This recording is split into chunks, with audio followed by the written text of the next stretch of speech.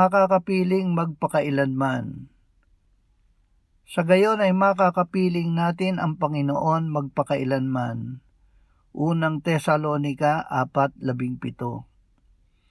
Ito ang pangitain ni Apostol Juan sa pagbabalik ng Panginoong Hesus. Darinig ko ang isang malakas na tinig na mula sa trono na nagsasabi, "Masdan ninyo ang tabernakulo ng Diyos ay nasa mga tao. Siya'y maninirahang kasama nila at sila'y magiging bayan nila.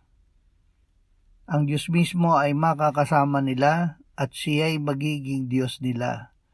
At papahirin niya ang bawat luha sa kanilang mga mata at hindi na magkakaroon ng kamatayan, hindi na rin magkakaroon pa ng pagdadalamhati o ng pagtangis man o ng kirot man, sapagkat ang mga unang bagay ay lumipas na."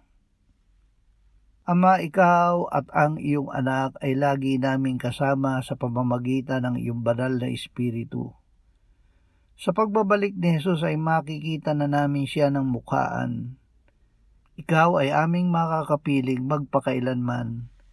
Halina, Panginoong Jesus, ikaw ay magbalik na. Amen.